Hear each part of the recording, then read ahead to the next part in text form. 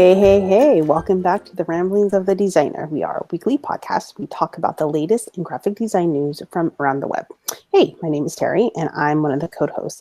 I'm a UX UI designer from the Bay Area. I help bridge the gap between products and their end users.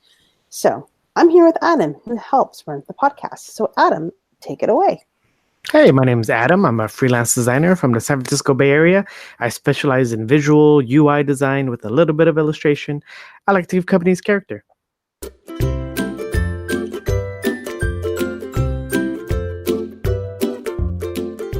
All right. So I'm going to change it up for a little bit. Instead of saying our week, what's your grape? Do you have a grape? Yeah, I don't know what the deal is this week, but in the past 2 days, I've gotten 7 robocalls. I don't know why, but yeah, it just pretty annoying. I don't get what the deal is. I mean, unless my social security number really did get hacked and they really did freeze my account, and they're trying every single number in their office to contact me, because I've gotten like 7 different calls, all different numbers, all leaving the same voice message, all about my social security number. And I'm just like, oh my gosh, really again? And like this whole week has been kind of worse because I've been expecting calls to come in, and then I have to deal with this. And so I'm like answering every call. I'm like, oh, darn it, you again? Okay, never mind. But yeah, it's been totally annoying. I don't know if you were experiencing it this week, but I definitely was. Yes. And sometimes they call like real early in the morning, like at like 5:30 or 5. I'm like, what the? Or they call later, like a little after hours and stuff. And I'm just like, no. Clicked. I had 7 calls, and like 5 were all in one day. I was like, what is going on? It's insane. They really like you. They really like you. I don't get how is that legal. Like, it seems like, and really there's no recourse. We can't really do anything about it, right? Like, I mean, I guess technically we could put like our do not disturb or something setting on our phone, but there's really... I just blocked the call. Yeah, but they call from different numbers. So I get variations of the same number. What was that? Well, I said I just blocked the call anyways. Yeah. So how was your week besides the robocalls? Now you got me all worked up. Thanks. Dial it down. This week was not too bad. I didn't do much, but I did start. I started sort of doing like an art lesson for my kid. You know, just kind of showing them the basics. I was like, okay, look, this is how a this is how a circle becomes a sphere, and this is how a square becomes a cube, and just kind of throwing it out there just to kind of test the waters, see how he likes it. He wasn't really that engaged, but I figured I'd just start a little bit. You were more engaged than he was, probably, right? Yeah, but we're doing watercoloring, so we have this big old watercolor. Actually, he still has some diapers, and so the box that we get the diapers in has like on the inside, it's all like it has like color, like like illustrations, so you could color them. And so we've been using watercolor paints to paint with them. And so I figured, I was like, oh, maybe if he's in this mode, he'd like he'd like to hear a little bit more. But no. At least he got to paint, and so that's all I'm happy about. That's funny. Yeah, but that's my week. What about you? Or what about you? Do you have any gripes? No, not really. Just no gripes this week. Just started back trying to get back in shape. So I guess my gripe is just not being sore, I guess, if that is a gripe. Maybe that's a good gripe. No, other than that, no gripe. All right, what about your week? My week was good. Kept busy. I've been reading, and I'm still doing my coding class. And then I worked on it yesterday, and then I got stuck. So anyway, I sent back the question, and my tutor, he gave me an article. Read this very well. because my image wasn't showing up. So why is it not showing up? And it just dawned on me. And after I read it, it's like, oh, you dummy. It's in the folder of the images. So I have to put the images. That's why it's not showing up. So again, he didn't give me the answer, but he gave me an article that had the answer and I discovered it. So it's like, oh yeah, duh. It's like, I already know that, but if you don't use something for a while, you're like, oh, I feel like a hamster, right? I'm just going in circles in a way, but sooner or later, this will all make sense. That's what I keep telling myself. Yeah. But then again, there's just so much to learn in the UX and the UI world. There's just, it's just a lot. It's just a lot. I think, yeah, I don't know if we'll ever learn everything that we're supposed to know to become a decent designer or to become a decent UX person or designer, I should say. Well, anyway, yeah, that was my week.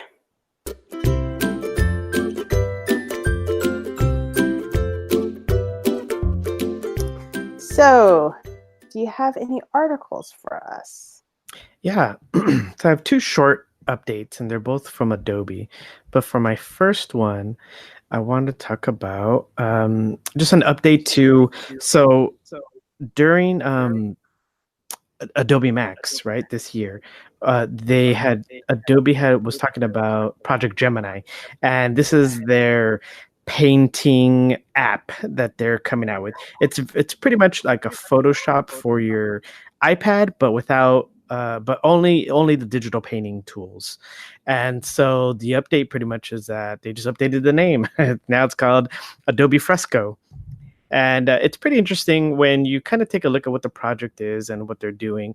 Still, for me, I'd rather they have a Photoshop app that we can use. But even if they just did like the photo app digital painting, but I guess that's what this is really. So it does offer a variety of brushes. You can kind of, I don't know if you could make your own brushes, but you definitely could use a bunch of different brushes to use it. They also allow you to export it to Photoshop, so you get to keep all the layers. It has like selection and scaling, and so, like I said, it has a lot of these similar features that you would get if you're digital painting in Photoshop, and also has some vector tools. So I did see that they do have vector brushes, and you can export that as a PDF. So then you could export it, then open it in Illustrator. And so it's interesting. Maybe I'll use it if it comes with my account already, which it should. But I'm just kind of, I want to see it out. And so I'm just kind of waiting for it. And yeah, we'll see what happens. Okay. Yeah, I mean, I think I agree with you. It should just be Photoshop. It shouldn't be like another app, Fresco, and just like Fresco's painting. That's old school, I think. And Yeah, open new school. It feels kind of cool, but at the same, just kind of awkward. yeah. I mean, I could see why you would change it if like you weren't sure if that's what you were gonna, like if you weren't sure about the longevity of the project, maybe don't give it a Photoshop name. So I could see maybe if that's what they're doing. But it just seems weird to have so many different apps that, it's just, if it's pretty much like a Photoshop, why not just say Photoshop for digital painting, Yeah. I think Adobe has a tendency to have all these like, oh, this is the new thing, and they bring it out, and then a couple years later, or 5 years later, or a couple years, they oh, we're not doing this anymore, and they don't support it. So it's like they're just like spinning their wheels or something, or I don't know. It just that's what it seems like to me. Yeah, I definitely have seen that a bunch of times. It's kind of annoying because then it's like, well, should I invest in this product? Oh, well. But also, to your time learning that application. Yep. Yeah. Oh, well, I mean, if you try to use it as, if you try to adopt it as a resource for your team, and then be like, oh, this whole thing that we've decided to build a big chunk of our group around. Well, now we were not. They lost support for it, so now we're not using it anymore. Like, okay, back to square one, I guess. Yeah, that's got to be a headache. Yeah. Oh well. Yeah, so that was mine. You could find that the article was from TechCrunch, and it's called Adobe's new painting and drawing app will be called Adobe Fresco, and you can read the article there. So that was my article. Terry, what about you? Okay, well, I have three articles, but I'm going to have one as a cliffhanger. And so that will be in the show notes. But the first article, it is called 10 Usabilities Heuristic with Examples. And it's by, I'm not going to pronounce his name. I'll probably butcher it. But anyways, he did a really good design and just everything regarding of the article. It is from a UX Collective, I should say, and it's a 7-minute read. He actually goes over about user experience and what it is and different methods. And then in this blog, he was stating the walkthrough of Jakob Nielsen's 10 usability heuristics, right? So even though he says it's dated back to the 90s, but hey, the 90s, that was a good time, I still think. But anyways, I'll just do a couple. It says number one, visibility of system status. So he just keeps on explaining is the system status always shows the status of an ongoing operation to the users until it's done. So the user, they will actually get a clear understanding, whatever the process is of that particular process or that activity. And then he explains, you never, never, never create a situation where the user is completely confused over a certain progress or process. And that little statement gets me, never create a situation where the user is completely confused over blank. That's half of our stuff that we see every day. If you're trying to do something XYZ, you're like, oh my God, I can't find this, or like I can't find this. Just for example, I went to this website and basically I was trying to sign up my kid to do a camp, right? And it's like, wait a minute, I can't find the thing. And that was just so much frustration and friction there. So again, so that just went out the door. So as you continue reading, he does bring up other ones like match between system and the real world, and number 3, user control and freedom, and number 4, and he just keeps on going on and on and on, in which he goes through the whole 10, I like to say, I guess, the 10 commandments and stuff. So anyway, I don't want to give everything away, but he gives us a real great examples and details.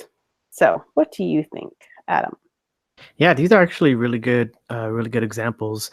And at the end of the day, it's kind of just tool tips, right? It's all about like making sure your user isn't lost when navigating your site. And so a lot of these tips are like, hey, do error prevention, help them out when kind of whenever their input is needed, make sure that they know what to do and make sure they know when they get something wrong. And if you can do it live while they're doing it, it's even better. They won't have to do so many different errors. And so, yeah, I think it all makes sense, and I really like these tips. Cool. Alrighty. So what do you have for us? So my next one is, all right. So, I feel like every episode now I'm talking a little bit about AI, and recently this came out that Adobe, they're experimenting with, I believe it was Berkeley, that they have UC Berkeley, that they've created this tool that can identify when an image has had some sort of Photoshop edit to it. So you know how we're talking about, well, so now, there's all these different apps out there that can manipulate your image, right? Like your Yes. features. And they say that a lot of like people on Instagram, like a lot of Instagram models or so tend to highly edit their photos. And so what they're saying, what Adobe was saying, that with this tool that they have, they're now able to have the tool uses their AI, and their AI is able to pinpoint. It says they spotted the fakes 53% of the time, but the artificial intelligence was able to hit it 99% of the time. So with pretty high accuracy, they're able to see when photos have been doctored, and I think like that's pretty amazing. Although from what I've seen from the article, it's not a tool that is for us to use, right? They haven't released it to the public, or at least not yet. But it's interesting to see what or how they'll use this. And yeah, it seems it's is it a good tool to have? I don't know. In some capacity, I think they're even saying too that with some of their tests, they've been able to even revert what some of these changes are. I mean, it's not accurate, but at least to some extent, they can somehow revert a little bit to maybe see what these edits came out to. And yeah, I mean, I think hopefully in the future, if we have an AI that can, or if we have software that can manipulate objects, it'll be great to have the anti version of that, to have software that can give a rough estimate as to what edits were done and what the original image would be. So yeah, it's sort of weird technology. I feel like we're getting into this weird world where we can't trust anything we see on the internet already, but even more so. So I don't know. Terry, any thoughts? Wow. Excuse me. Yeah, I would have to say that would be a good tool for like, as you said, just images if something really happened, like maybe on a crime scene or something, to basically use it for good, to help solve problems. But it's always a gamble when somebody designs something of anything, and basically it falls either in the wrong hands, or basically it's just used not in a very positive way, that it will I don't say hurt people, but just, I guess, use it in a negative way. So that's my only I guess gripe. I can use the word gripe. Mm-hmm. But other than that, I find it really interesting. Yeah. Oh no, sorry. Of just how we started, just even 5 years ago till now. Even though that seems like a short amount of time, but it's still long. But then again, it's really short. Yeah, so I feel like this whole face swapping thing and photo editing thing, I mean, it's been around. Like face tuning is a pretty popular app that people use for that, and that's been around since, like, I don't know, I want to say like 2013 or so, like, so a while, maybe like 5-6 years. So it's been just the evolution has been pretty quick. I don't know. The next step is being able to do all this to live video, because I see that's not that hasn't been quite there yet. And yeah, I don't know. And then now they're working on audio, where you can just take a clip of what someone's saying and then be able to make them say whatever you want, and so the future is going to be like us creating Abraham Lincoln, he's going to be saying he's going to be doing hip-hop raps, or selling sodas or pizzas or something. Hey, guess what? Next year, be like, hey, you predicted the future. There's that commercial of Abraham Lincoln selling cars, or I don't know, doing something goofy. Yeah, I could see that. Or, maybe for the good is like at the Smithsonian, we could have like the Hall of Oh, Presidents or something. You that know, would be sweet. that'd be nice. But I guess the sad part is that we'd have to wait and see how people are corrupting, how people are using it for bad. But oh well, Yeah. that article called Adobe's experimental AI tool can tell if something's been photoshopped, and that was from the Inquirer.net. Oh, nice. So Terry, what do you got? Okay. Again, it's all about UX, but UX and UI. But this is a talking point. So this is from Nielsen Norman Group. Why user interviews fail. So I can just all kind of sum it up there. If you're asking the wrong question, you're going to get the wrong information. And that's what we tend to do sometimes. But then again, it's all in practice. So this articles go through a different issue. So scroll down, issue 1, the wrong purpose. Again, what kind of questions, right? So they were explaining like some UX teams, they run the interviews to actually get information. But in fact, what they learned from the interviews of those examples of the research questions, which cannot be answers, by interviewing the people, that can actually include like what color improves, or will people buy or use the product for the future? Which feature do the features need in the product? So these are like all the above questions that they can't really answer reliable by the interview people, because it's about people's behaviors. Again, he states in here, interviews do not produce reliable data about user behavior. Rather, observing people is a much better way to learn about their behavior. And I just kind of, that really resonate with me. Because if you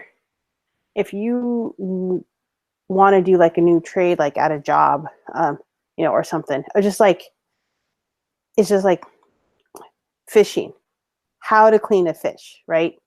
You're going to have to watch people in order to clean a fish versus, step 1, you cut off the head. Step 2, I mean, if somebody verbally tells you of what to do, you'd be like, I guess I cut it like this, and I guess I do it like this, but it can be all wrong, versus you actually watching the person cleaning the fish. So again, going back to the article, yeah, it was just interesting how they take of an issue, like issue number 2, no stakeholder buy-in for the interviews and their findings. So often the stakeholders don't fully understand the difference among various research methods. So to them, it's all research. So basically, the attitude can actually result in one or two ways. So again, teams are not given enough time to actually do the interviews because the project, the stakeholders, they think they already know enough to continue the product, but actually they don't. Or number 2, they follow an existing discovery phase of an interview-based insight, but often with skeptical, they may not believe all the responsive, and they go, you know what, we already know this, so that can't be right. And that means they think it's like, well, my friend, they had another experience. So again, in this article, they break everything down.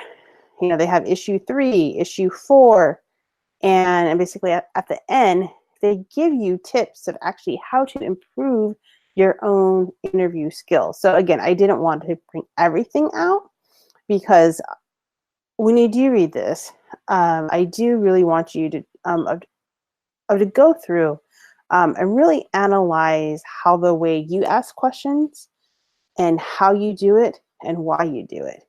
And maybe when you do read the article, it will bring up different tips and tricks for you to change how the way you do your own research. So, what do you think, Adam? Yeah, I think naturally, even just doing the asking questions and for design regularly, um, I don't get all the answers still right away. I get an idea, but it isn't until we actually do it and then show it to the client that we can course correct. And so at any point when we're doing these interviews for anything, doing user research, just knowing that, hey, we're not gonna get it all right, but we're gonna get close. It's good to know, and that's even why we have kind of this iterative process to begin with, is because the mistakes get made along the way. We need to constantly keep checking to make sure that we're meeting all these users' expectations. And yeah, I mean, I just know that any type of interview questions are even the people we interview, they might not even realize what they're saying until you make the changes and throw it in front of them. Then they go, "Oh, actually, I didn't want any of that, even though I said I did." I'm like, "Well, thanks." So you just got to keep updating and keep checking. Got to keep testing. Yeah, absolutely. You just got to keep on moving. Either doing the research or even the design, and you make changes, and it's a push and pull thing for sure. Yeah, sometimes it takes us I'm more talking about just like design, working with clients for a design piece. Sometimes it'll take me like 3 or 4 different passes just to get what they're looking for, because maybe they didn't know what they want, or they didn't know how to explain it themselves at that time. And so so they weren't really that sure as well. And or maybe I heard it or misinterpreted it a different way. And so there's lots of different ways we can kind of misinterpret everything, or things just kind of get mixed up, even though we're doing all this research and prep. So yeah. Cool. So anyways, like I said, I do have a cliffhanger, so I'm going to leave it. And it is definitely related to touchscreens, but I'm not going to say what are the touchscreens or where they at. So check our notes below, check out the article. Yeah, definitely check it out. So Adam, do you have any more articles? Nope, that's it for me this week. All right. So, go ahead. I saw your mouth go, I was going to say, no, I did have one cliffhanger as well. I'll leave it in the show notes. We have 2 cliffhangers. Nice. It's this article from Fast Company, and it's called 5 years ago, this design guru went to work in Silicon Valley. Here's why he's done. And so it's an interesting article. It's about this designer called John Maeda.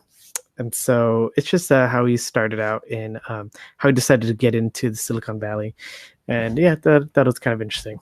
I'll leave it in the show notes. All right. I have a question. If anybody is listening to this, I'm debating to start to get a Instagram. Is it worth it to have an Instagram, or is it not? I almost did it, but I want to hear if anybody out there likes Instagram. Do you use it for? Is it beneficial? I mean, what is it really? Why do people use Instagram? Is it just to show their work? Is it to show their process? Or is it just photos? I don't know. So let us know. So going off of that little tangent, where can they find you, Adam? You can actually find me on Instagram, although I don't post as often as I would like. I do feel an itch like it's going to be changing soon, although I said that last time and it didn't work. So we'll see. But You can see my very, very sparse updates at adanzi.designs. And you can find me at on Twitter at Adan Cepeda. That's AdanZepeda. Terry, what about you? Where can we find you on the internet? Well, they can definitely find me on Twitter, and my handle name is Flaxenink, FLAXENINK. All right, I think we're about to wrap it up. Any more last words? Nothing to say besides bye? Brush your teeth for a minimum of 3 minutes a night. Yes, hygiene is very important, especially during summertime because it gets hot. Yeah. Hot. Well, all right, everybody. That's it for tonight. And we'll see you again next week. So aloha. Bye. Bye.